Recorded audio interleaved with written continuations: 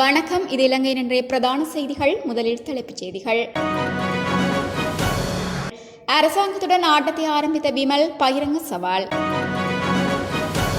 மின்வெட்டு தொடர்பில் தற்போது வெளியிடப்பட்டுள்ள அறிவிப்பு.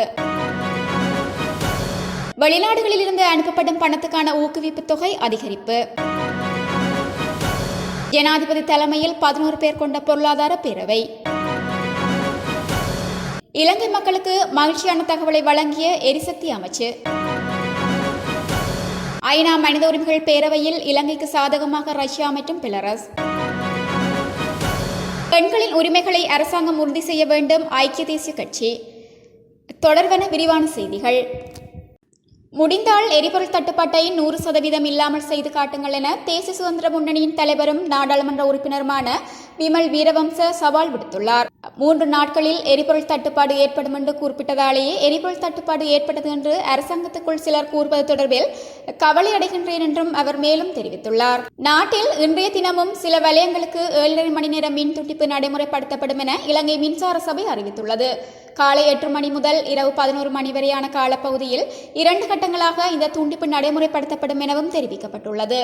அந்த வகையில் இ மற்றும் எஃப் ஆகிய வலய பகுதிகளுக்கு காலை 8 மணி முதல் மாலை 6 மணி வரையான காலப்பகுதியினுள் சுழற்சி முறையில் 5 மணித்தியாலங்களுக்கும் மாலை 6 மணி முதல் இரவு 11 மணி வரை 2.5 மணித்தியாலங்களுக்கும் மின் துண்டிக்கப்பட உள்ளது. PQRST UVW ஆகிய வலய பகுதிகளுக்கு காலை 8 மணி முதல் மாலை 5 மணி வரையான காலப்பகுதியினுள் 2 மணித்தியாலங்களுக்கும் மாலை 5 மணி முதல் இரவு 9 மணி வரையான காலப்பகுதியினுள் 1 மணித்தியாலத்துக்கும் மின் துண்டிப்பு நடைமுறைப்படுத்தப்படும் என மின்சார சபை தெரிவித்துள்ளது.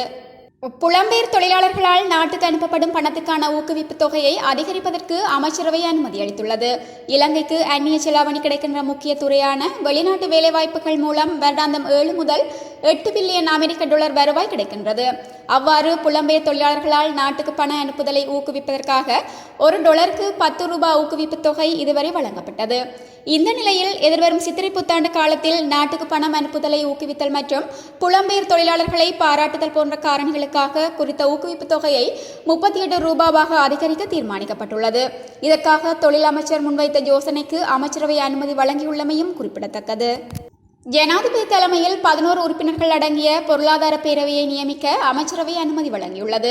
அத்துடன் குறித்த பொருளாதார பேரவையை வாராந்தம் கூட்டுவதற்கு ஜனாதிபதி கோட்டபாய ராஜபக்ஷ தீர்மானித்துள்ளார். பெருநிலை பொருளாதார கொள்கை, COVID-19 பெருந்தொற்று நிலைமையின் பின்னர் தேசிய பொருளாதாரத்தின் செயற்பாடு, பொருளாதார மீட்கட்டமைத்தல், அரசாங்கத்தின் பொருளாதார கொள்கை மற்றும் நிதி கொள்கைகளில் நேரடியான தாக்கத்தை ஏற்படுத்தும் முக்கிய அபிவிருத்தி கருத்திட்டங்கள் உள்ளிட்ட பொருளாதார கொள்கைகள் தொடர்பாக மிகவும் ஆழமாக கருத்துரையாடி நாட்டின் பொருளாதார வளர்ச்சியை துரிதப்படுத்தும் நோக்கில் இந்த தீர்மானம் மேற்கொள்ளப்பட்டுள்ளதாக தெரிவிக்கப்பட்டுள்ளது. குறித்த பேரவையின் ஆலோசனைகள் வழிகாட்டுகளுக்கு அமைய ஏற்புடைய அமைச்சுக்கள், திணைக்களங்கள் மற்றும் நிதிச்சிட்ட நிறுவனங்கள் தேவையான சந்தர்ப்பங்களில் அமைச்சரவையின் அங்கீகாரத்துடன் ஏற்புடைய தீர்மானங்களை நடைமுறைப்படுத்தவும், தேவைக்கேற்ப பொருளாதார பேரவை கூட்டத்துக்கு போதுமான துறைசார் அறிவு கொண்ட கல்வியாளர்களை அழைக்கவும், ஜனாதிபதியினால் மேற்கொள்வதற்கு எதிர்பார்க்கப்படும் படிமுறைகள் தொடர்பாக அமைச்சரவையின் உடன்பாட்டை வழங்குவதற்கும் தீர்மானிக்கப்பட்டுள்ளது. அதற்கமைய பொருளாதார பேரவையின் கட்டமைப்பு ஜனாதிபதி, பிரதமர், வர்த்தக அமைச்சர், நெடுஞ்சாலைகள் அமைச்சர், நிதி அமைச்சர், விவசாய அமைச்சர், பெருந்தோட்டத்துறை அமைச்சர், மத்திய வங்கி ஆளுநர், ஜனாதிபதியின் செயலாளர், திரைசேரி செயலாளர் மற்றும் மத்திய வங்கியின் பிரதி ஆளுநர் ஆகியோரின் அடிப்படையில் அமைய உள்ளது. நாட்டில் உள்ள எரிபொருள் நிரப்பு நிலையங்களுக்கான எரிபொருள் விநியோகம் நாளை மற்றும் நாளை மறுதினம் வழமைக்கு திரும்பும் என எரிசக்தி அமைச்சர் காமினி லொக்கே தெரிவித்துள்ளார். நேற்றைய தினம் எரிசக்தி அமைச்சராக கடமையை பொறுப்பேற்றுக் கொண்ட பின்னர் இவ்வாறு அவர் தெரிவித்துள்ளார்.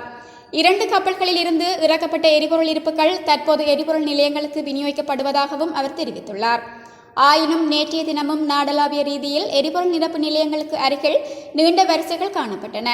அத்துடன் இலங்கை பெட்ரோலிய கூட்டுத்தாபனமாகிய தேவை காரணமாக மட்டுப்படுத்தப்பட்ட டீசல் கையிருப்புகளை மட்டுமே தொடர்ந்து விநியோகித்து வருகின்றமையும் குறிப்பிடத்தக்கது.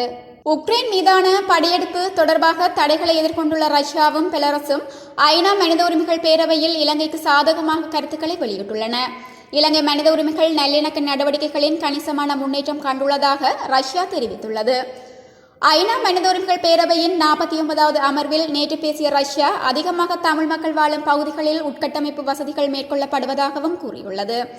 இதேவேளை உறுப்பு நாடுகளை நோக்கி மேற்குலகின் அரசியல் உத்திகளை நடைமுறைப்படுத்த ஒரு கட்டுப்படுத்தப்பட்ட பொறிமுறையாக ஐநா மாறுவதாக பெலரஸ் குற்றம் சாட்டியுள்ளது.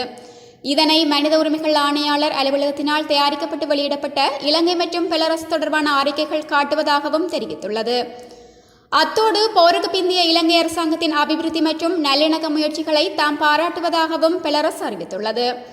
இதேவேளை பல சவால்களுக்கு மத்தியிலும் மனித உரிமைகளை மேம்படுத்துவதற்கும் பாதுகாப்பதற்கும் இலங்கை அரசாங்கம் மேற்கொண்டுள்ள நேர்மையான முயற்சிகளை பாராட்டுவதாக வடகொரியா தெரிவித்துள்ளது. இதே நேரம் மனித உரிமைகள் பிரச்சினைகளை அரசியலாக்குவதையும் மனித உரிமைகள் என்ற சாக்குப்போக்கில் மற்ற நாடுகளின் உள் விவகாரங்களில் தலையிடுவதையும் தாம் எப்போதும் எதிர்ப்பதாக சீனா தெரிவித்துள்ளது. பெண்களின் உரிமைகளை அரசாங்கம் உறுதி செய்ய வேண்டும் என ஐக்கிய தேசிய கட்சி கோரிக்கை விடுத்துள்ளது. சர்வதேச மகளிர் தினமான இன்று ஐக்கிய தேசிய கட்சியின் மகளிர் பிரிவு வீதியில் இறங்கி போராட்டம் நடத்த திட்டமிட்டுள்ளதாக லைக் வனிதா அமைப்பின் பொறுப்பாளர் சாந்தினி கெகாங்கோ தெரிவித்துள்ளார். நாடாளுமன்ற சுற்றுவட்டத்தில் பிரதான போராட்டமும் நாடு தழுவிய ரீதியில் நகரங்களில் மேலும் பல போராட்டங்களும் நடைபெறவுள்ளது.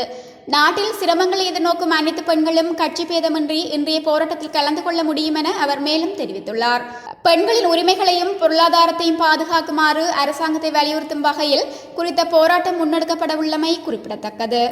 இத்துடன் இலங்கையின் பிரதான செய்திகள் நிறைவு பெறுகின்றன. தொடர்ந்தும் இதுபோன்ற செய்திகளை உடனுக்குடன் அறிந்து கொள்ள langafood.com எனும் நமது இணையதளத்துடன் இணைந்திருங்கள். நன்றி.